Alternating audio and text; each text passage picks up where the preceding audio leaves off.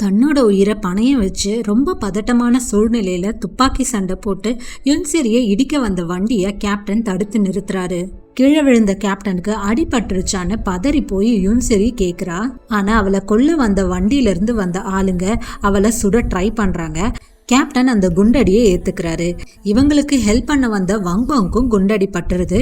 அடுத்து யுன்செரியை தான் சுடுறதுக்கு அந்த ஆள் ட்ரை பண்றான். அப்போ கேப்டன் அவளை சுடுறதுக்கு முன்னாடியே அவனை சுட்டுட்டு மயங்கி விழுந்துடுறாரு.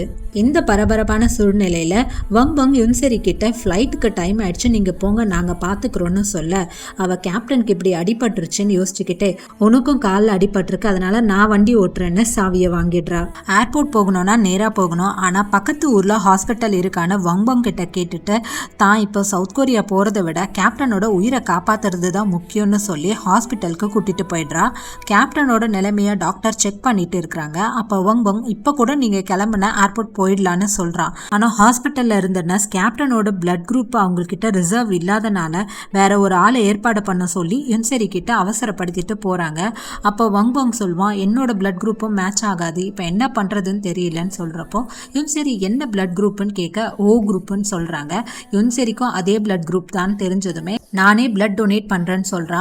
ஆனா வங்பாங் நீங்க இப்ப கிளம்பலன்னா உங்களால ஃபிளைட் ஏறவே முடியாதுன்ற விஷயத்தையும் சொல்றா. அப்ப யுன்செரிக்கு ஃபிளைட் ஏறணுமா இல்ல பிளட் டொனேட் பண்ணுமான்ற குழப்பம் வருது. ஏர்போர்ட்லயும் இவளுக்காக அந்த அத்லெட்டிக் டீம் வெயிட் பண்ணிக்கிட்டு இருக்காங்க. ரொம்ப நேரம் ஆகியும் யுன்செரி வராதனால அந்த அத்லெட்டிக் டீமும் கிளம்பிடுறாங்க. யுன்செரி ஃப்ளைட்டே ஏறலன்றத கன்ஃபார்ம் பண்ணிட்டு சொங்ஜோங்கும் புரோக்கரும் அங்கேயே நின்றுட்டு இருக்காங்க.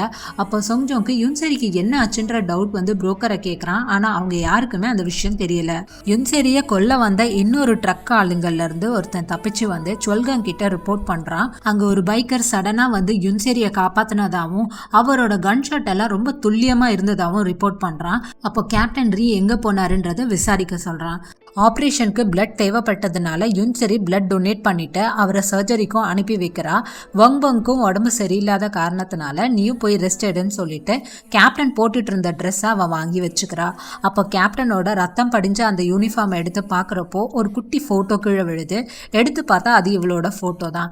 அங்கே அவ்வளோ கோபமாக பேசிட்டு எதுக்காக என்னோட ஃபோட்டோ இவர் வச்சிருக்காராம் அப்படின்னு சொல்லிட்டே ரொம்ப ஃபீல் பண்ணிக்கிட்டு இருக்கா.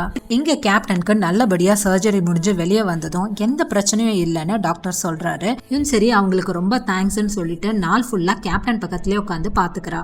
அப்போ மயக்கத்துல இருந்த கேப்டனை பார்த்து, எப்போவுமே நான் என்னை பற்றி மட்டும்தான் யோசிச்சிருக்கேன், வேற யாரை பற்றியும் நான் கவலைப்பட்டதே கிடையாது. தடவையாக எனக்காக ஒருத்தர் என்னை பற்றி யோசிச்சாருன்றதுன்னா அது நீங்கள் தான். என்னை பார்த்துக்கிட்டீங்க, என் செயலை எல்லாத்தையும் கவனிச்சிங்க, என் கூட சேர்ந்து சிரிச்சிங்க, நம்ம எல்லாம் ஒன்றா சேர்ந்து சாப்பிட்டோம். எந்த ஒரு கட்டாயமும் இல்லாமல் என் உயிரையும் நீங்கள் காப்பாற்றிருக்கீங்க. பொதுவாக நான் எதுக்காகவும் கவலைப்பட்டதும் இல்லை, பயந்ததும் கிடையாது. ஆனால் தடவையாக இன்னைக்கு உங்களுக்கு என்ன ஆகுமோன்ற ஒரு பயம் எனக்கு வந்துச்சு. எனக்கு தெரிஞ்சு எனக்கு என்ன விட உங்களை தான் இப்போ ரொம்ப பிடிச்சிருக்குன்னு நினைக்கிறேன் அப்படின்னு மயக்கத்தில் இருந்த கேப்டனை பார்த்து ரொம்பவே ஃபீல் பண்ணிக்கிட்டு யுன்செரி பேசிக்கிட்டு இருக்கா. சுவிட்சர்லாண்டில் பியானோ பர்ஃபார்மன்ஸ் பண்ணிட்டு ரொம்ப சந்தோஷமாக வெளியே வந்த கேப்டன் ரீ கிட்ட ஒருத்தர் அவரோட அண்ணன் இறந்து போயிட்டாருன்ற விஷயத்த சொல்கிறாரு. ரொம்ப சோகமாக அங்கேருந்து கிளம்புற நேரத்தில் ஒரு குட்டி பொண்ணு ஓடி வந்து இது உங்கள் பியானோவா, எனக்காக வாசிக்க முடியுமான்னு கேட்குறா.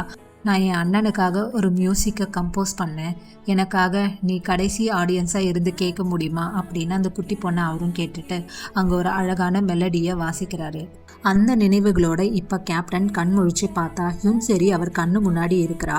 சோகமாக இருந்த யுன்செரி கேப்டன் முழிச்சதை பார்த்து உங்களுக்கு எப்படி இருக்கு, என்ன ஆச்சுன்ட்டு ரொம்ப கவலையும் பயமுமா அவரை கேட்குறா. ஆனால் கேப்டன் அவளை பார்த்ததுமே ரொம்ப கோவப்படுறாரு.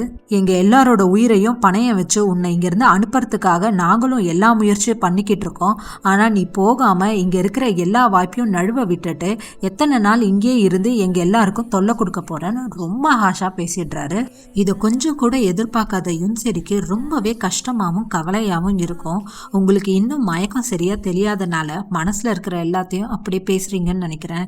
உங்களுக்கு உடம்பு சரியானதும் என் மேலே நீங்கள் முழுசாக கோவப்பட்டுக்கோங்கன்னு சொல்லிட்டு அங்கேருந்து அழுதுகிட்டே வெளியே வந்து ரிசப்ஷனிஸ்ட் கிட்ட அவர் முழிச்சுக்கிட்டாருன்னு இன்ஃபார்ம் பண்ணிட்டு அவங்க என்ன பதில் சொல்கிறாங்கன்னு கூட பார்க்காம அவள் அப்படியே வெளியில் வந்துடுறா. கேப்டனோட ஹெல்த்தை செக் பண்ணிட்டு டாக்டர் அவருக்கு உடம்புல எந்த பிரச்சனையும் இல்லைன்னும் 15 நாள் ரெகுலர் செக்அப் பண்ணா போதும்னு சொல்றாரு. கரெக்ட் டைம்க்கு அவரோட கேர்ள் ஃப்ரெண்ட் பிளட் டொனேட் பண்ணதுனால தான் இவர் உயிரை காப்பாற்ற முடிஞ்சதுன்னும், பிளட் டொனேட் பண்ணிட்டு அழுதா மயக்கம் வரும்னு சொல்லியும் யுன்செரி நாள் ஃபுல்லா அழுதுகிட்டே இருந்தான்னு டாக்டர் இன்ஃபார்ம் பண்றாரு. இது எதுவுமே தெரியாம அவளை ரொம்ப திட்டோமேனு கேப்டனுக்கு வருத்தமா இருக்கு. மழை வேற பெய்து எங்க போயிட்டாலோன்னு ரொம்ப கவலைப்படுறாரு. ஹாஸ்பிட்டல் வாசல்ல நின்னுக்கிட்டு தனக்கு போக வேற இடம் இல்லைன்னு, தனக்கு வேற யாரையும் இங்க தெரியாதுன்னு சொல்லி புலம்பி அழுதுட்டு இருக்கா. இவளை தேடி கேப்டன் வெளியே வந்து இவ பேசுறது எல்லாத்தையும் கேட்டுக்கிட்டு இருக்காரு. ஆபரேஷன் முடிஞ்ச கையோட எதுக்கு குளிர்ல வெளியே வந்தீங்கன்னு யுன்செரி கோவப்படுறா. நான் உங்ககிட்ட உள்ள ரொம்ப ஹாஷா பேசிட்டேன், அதனால சாரின்னு கேப்டன் சொல்றாரு. எனக்காக நீங்க உங்க உயிரையே பணையம் வச்சிருக்கீங்க, அதனால முதல்ல உள்ள வாங்கன்ட்டு இன்சஸ்ட் பண்ணிக்கிட்டே இருக்கா. வீட்டுக்கு போகணும்னு அவ்வளோ துடிச்ச நீ இப்ப எதுக்காக போகாம இருந்தன்னு கேப்டன் அவளை கேட்க, ஒரு தடவை உங்க உயிரை காப்பாத்துறதுக்கு எனக்கு சான்ஸ் கிடைக்கும் போது அதை எப்படி நான் மிஸ் பண்ணிட்டு போக முடியும்னு யுன்செரி சொல்றா. அந்த நேரத்துல வர்ணிக்கவே முடியாத அளவுக்கு கேப்டன் அவளை காதலும் சோகமும் கலந்து பார்த்துட்டே இருக்காரு. யுன்செரி தன்னை அப்படி பார்க்க வேணான்னு சொல்றா. இந்த தடவை மற்றவங்க கிட்ட இருந்து தப்பிக்கிறதுக்காக இல்லாம உண்மையா மனசுல காதலோட யுன்செரிய கேப்டன் கிஸ் பண்ணிடுறாரு. மிலிட்டரி லாக் புக்ல கேப்டன் கன்னை ரெண்டுக்கு எடுத்தது ரெக்கார்ட் ஆகியிருக்கு. இதை ச்வல்கங் பார்த்துட்டு அப்போ அவருக்கு தான் அடிபட்டிருக்கும்னு அங்க இருக்கிற சுட்டு வட்டாரத்துல 20 கிலோமீட்டர் வரைக்கும் இருக்கிற எல்லா குட்டி குட்டி ஹாஸ்பிட்டல்லையும் கேப்டன் ரீஜோங்கன்ற பேர்ல ஏதாவது பேஷண்ட் இருக்காங்களான்ட்டு அவனோட மொத்த டீமை வச்சு சர்ச் பண்ண சொல்றான். ஏர்போர்ட்கே வராத யுன்செரிக்கு என்ன ஆச்சுன்னு சொங்ஜோங்க்கு ஒரே யோசனையா இருக்கு. அப்போதான் புரோக்கர் ச்வல்கங் யுன்செரியை கொலை பண்றதுக்காக ட்ரக் வச்சு இடிக்கிற ஆளுங்களை ஏற்பாடு பண்ண விஷயத்த சொல்றான். நான் அவ இந்த ஊரை விட்டு வரக்கூடாதுன்னு சொன்னேனே தவிர்த்து அவளை கொலை பண்ணணும்னு சொல்லலையேன்னு சொங்ஜோங் சொல்ல, ஆனா நாங்க அப்படிதான் புரிஞ்சுக்கிட்டோம். அது மட்டும் இல்லாம நீ மத்தவங்களுக்கு மனிதாபிமானம் பாக்குற நிலைமையில இப்ப இல்ல அப்படின்னு புரோக்கர் சொல்றான். கேப்டன் இருக்கிற வீடு மிலிட்ரி குவார்ட்டர்ஸ்ல கொடுத்ததுனால அது அந்த அளவுக்கு வசதி இருக்காது. அதனால சியோதனுக்கு ஒரு புது அப்பார்ட்மெண்ட் வாங்கறதுக்காக சியோதனோட அம்மாவும் அவளும் கிராமத்துக்கு வந்திருப்பாங்க. ஆனா இவன் மேல கோவத்துல இருக்கிற அந்த கிராமத்து லேடிஸ் எல்லாம் இவங்க கேட்குற எதுக்குமே சரியான பதில் சொல்லாம இருக்காங்க. சைலண்டா சியோதனோட அம்மா மேக்கப் கிட்டெல்லாம் லஞ்சமா கொடுத்து அவங்கள கரெக்ட் பண்ணிடுறாங்க. அப்போ அந்த லேடி போலீஸே ஒரு அப்பார்ட்மெண்ட் கூட்டிட்டு போய் காட்டுறாங்க. அங்க பவர் கட் அடிக்கடி நடக்கிறதுனால ஃபர்ஸ்ட் லிஃப்ட் பாதிலே நின்னுடும். மேலே போய் பார்த்தாங்கன்னா ஃப்ரிட்ஜுக்குள்ளே புக்ஸ் அண்ட் திங்ஸ் வச்சுருப்பாங்க. வீட்டு பாத்ரூம்குள்ளே ஆடு வளர்த்துக்கிட்டு பால்கனியில் கோழி வளர்த்துக்கிட்டு இருப்பாங்க. இதெல்லாம் பார்த்து சியோதனுக்கு தலையே சுத்த ஆரம்பிச்சிடும். நான் போய் கேப்டனோட வீட்டில் கொஞ்சம் ரெஸ்ட் எடுக்கிறேன், நீங்கள் பார்த்துட்டு வாங்கன்னு அங்கேருந்து கிளம்புறா. யுன்செரிக்கு என்ன ஆச்சோன்னு தேடிக்கிட்டு சொங்ஜோங் கேப்டனோட வீட்டு வாசல்ல வெயிட் பண்ணிக்கிட்டு இருக்கான். அப்போ கேப்டன் உள்ள இருக்கிறதா நினைச்சுக்கிட்டு சியோதன் அவரை மீட் பண்றதுக்காக கண்ணாடியில அவளோட ஹேர் ஸ்டைலை சரி பண்ணிக்கிட்டு இருக்கா. இவளை அங்க எதிர்பார்க்காத சொங்ஜோங், நீங்க என்ன பண்ணிக்கிட்டு இருக்க, லாஸ்ட் டைம் நான் உன்னை இங்கே தானே ட்ராப் பண்ணேன்னு கேட்க, இது அவளோட ஃபியான்சே வீடுன்னு சொல்றான். நானும் அவருக்கு தான் வெயிட் பண்றேன், உள்ள யாரும் இல்லை, கார்ல வெயிட் பண்ணலான்னு சொல்றான். அது மட்டும் இல்லை, உனக்கு இந்த ஹேர் ஸ்டைலே நல்லா தான் இருக்கு, நீ எதுவும் மாற்ற வேணான்னு சொல்ல அவளுக்கு ரொம்பவே ஷை ஆயிடும்.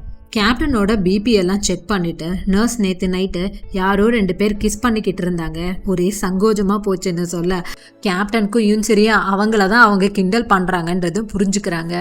குண்டடி பட்ட அந்த இடத்துல யுன்செரி அழகா ஒரு எம்ப்ராய்டரி போட்டுக்கிட்டு இருக்கப்போ கேப்டன் கிட்ட, நேற்று உங்களுக்கு ஆப்ரேஷன் பண்ணாங்க, மயக்கத்துல இருந்தீங்க, அதனால தான் நீங்க கிஸ் பண்ணிட்டீங்க, இந்த விஷயத்த இப்படியே விட்டுடலாமா அப்படின்னு இழுக்க, ஆமால நீங்க சொல்றதும் கரெக்ட் தானே கேப்டன் சொன்னதும் அவளுக்கு கடுப்பாயிடும். எம்ப்ராய்டரி முடிச்சு அந்த ட்ரெஸ்ஸை எடுத்து டேபிள் மேலே வச்சுட்டு பாக்ஸை கொடுக்குறான்ட்டு எழுந்து போறா. நான் இப்போ என்ன சொல்லிட்டேன்னு இவளுக்கு இவ்வளோ கோவம்னு கேப்டன் திருத்திரன்னு முடிச்சுக்கிட்டே அவள் என்ன எம்ப்ராய்டரி பண்ணியிருக்கான்னு பார்த்தா அழகாக ஒரு ஹார்ட்டின் போட்டிருப்பா. விஷயம் தெரிஞ்சு கேப்டனுக்கு என்ன ஆச்சுன்னு பார்க்கறதுக்காக டீம்மேட்ஸ் வர்றாங்க. ஆஸ் யூஷுவல் சீசோ, நீ இன்னுமா இங்கேருந்து போகலை அப்படின்னு யுன்செரியை வம்பிழுத்தாலும் அவன் தான் யுன்செரிக்கு என்ன ஆச்சுன்னு ரொம்பவே கவலைப்பட்டிருப்பான். இவ்வளோ நேரம் முழிச்சிட்டு இருந்த கேப்டன் இவங்க உள்ள வரப்போ தூங்கிக்கிட்டு இருக்க மாதிரி படுத்துட்டு இருக்காரு. எல்லாரும் அவரோட ஹெல்த் எப்படி இருக்குன்னு கேட்டுக்கிட்டே இருக்கும்போது சீசு சொல்வான், கேப்டன் என்ன ஹீரோவா, வர்ற புல்லட் எவ்வளோ வேகமாக வரும், அதுல இருந்து எப்படி தப்பிக்க முடியும், அதனால தான் அவருக்கு அடிபட்டுருச்சுன்னு. யுன்செரி அவரை விட்டு கொடுக்காம அதெல்லாம் ஒன்றும் கிடையாது, அவர் என்ன காப்பாற்ற தான் அடிபட்டுக்கிட்டாருன்னு சொல்றா. ஆனா சீசு சொல்ற பாயிண்ட் ரொம்ப வேலிடா இருக்கிற மாதிரி இருக்கவே எல்லாரும் சரி ஓகே அதுவாக தான் இருக்கும்னு சொல்றாங்க. அப்ப யுன்செரி கேப்டனை பார்த்துட்டே இருக்கா. இவங்க எல்லாரையுமே வெளியில அனுப்பிட்டு கேப்டனை இன்னொரு நாள் வந்து பாருங்கன்னு சொல்லிடுறா. கேப்டன் கிட்ட வந்து அவங்களெல்லாம் அனுப்பிட்டேன்னு சொன்னதும் கேப்டன் கண்ணை திறந்து எனக்கு அவங்கள எப்படி ஃபேஸ் பண்றதுன்னு தெரியல அப்படின்னு சொல்றாரு. சீசு சொன்னது உண்மையான்னு யுன்செரி கேப்டனை நோண்டிக்கிட்டே இருக்க, நான் மட்டும் தள்ளி இருந்தேன்னா அந்த குண்டடி உனக்கு பட்டிருக்கோம், அதனால தான் நான் அதை பண்ணலைன்னு சொன்னதும் சரி ரொம்ப மனசு கஷ்டத்தோட நெக்ஸ்ட் டைம் இந்த ஹீரோ வேலைலாம் பண்ணாதீங்கன்னு சொல்கிறா. அவரும் சொல்லுவார், நீயும் ஹீரோயின் மாதிரி ஊருக்கு போகாமல் இங்கேயே இருக்காதன்னு. நான் இன்னொரு பேக்கப் பிளான் பண்ணி சொங்ஜோங் கிட்ட நான் உயிரோடு இருக்க விஷயம் என் அப்பா அம்மா கிட்ட இன்ஃபார்ம் பண்ண சொல்லியிருக்கேன் அப்படின்னு யுன்செரி சொல்கிறா. ரொம்ப நேரம் ஆகியும் கேப்டன் வீட்டுக்கு யாருமே வராதனால சொங்ஜோங் காருக்குள்ளே போய் உட்காடுறான். ஃபியான்சே வீட்டில் இல்லை, கால் பண்ணாலும் எடுக்கல, என்னாச்சோ ஏதாச்சோன்ற கவலையே இல்லாமல் நீ பாட்டுக்கு கேம்ஸ் விளையாடிக்கிட்டு இருக்கேன்னு சியோதன் கிட்ட கேட்டுக்கிட்டு இருக்கான். அவளோ அப்படிலாம் ஒன்றும் இல்லைன்னு சொல்லி சமாளிக்கிறான். 2 பேரும் பசி தாங்காம ஹோட்டல் போறாங்க. கேப்டனுக்கும் உனக்கும் எப்போ என்கேஜ்மெண்ட் ஆச்சுன்னு கேட்க, அது ரொம்ப வருஷத்துக்கு முன்னாடியே ஃபேமிலியில அரேஞ்ச் பண்ணதுன்னும் அடுத்த மாசம் கல்யாணம்னு சொல்றா. ஹோட்டல்ல வேற பொண்ணு கூட இருந்தாருன்னு சொல்லிட்டு எப்படி நீ கல்யாணத்துக்கு ஒத்துக்கிட்ட, ஃபர்ஸ்ட் அவர் உன்கிட்ட லவ்வை எக்ஸ்பிரஸ் பண்ணாரான்னு கேட்க சியோதன் சைலண்டா இருக்கிறா. அடுத்து நடக்க போகிறது கல்யாணம் தானே தெரிஞ்ச அப்புறம் எந்த ஆண்டா உன் பின்னாடி அலைஞ்சு உன் மனசில் இடம் பிடிக்கணும்னு தோணும். ஃபர்ஸ்டே நீ அவரை லவ் பண்ணி அவரை பித்து பிடிக்க வச்சிருந்தா தானே அவருக்கு கல்யாணம் பண்ணிக்கணுன்ற ஆசையே வந்திருக்கும். நீ அதுக்கு முன்னாடியே கல்யாண டேட்டை ஃபிக்ஸ் பண்ணிட்டியேன்னு சியோதன் அவன் கேட்க, இதெல்லாம் உனக்கு மட்டும் எப்படி தெரியும்னு விரக்தியிலேயே அவள் பேசுகிறா. எனக்கும் ஒரு தடவை அரேஞ்ச் மேரேஜ் மாதிரி என்கேஜ்மெண்ட் வர போயிடுச்சு. ஆனால் அந்த பொண்ணுக்கு விருப்பம் இல்லாத காரணத்தினால அந்த கல்யாணம் நின்று போச்சு. ஆனால் அவள் எப்போ வேணான்னு சொன்னாலோ அப்பத்துலேருந்து எனக்கு அவளோட நினப்பு மட்டும் போகலைன்னு அவன் யுன்செரி மேலே இருக்கிற ஒன் சைட் லவ்வை எக்ஸ்பிரஸ் பண்ணுறான்.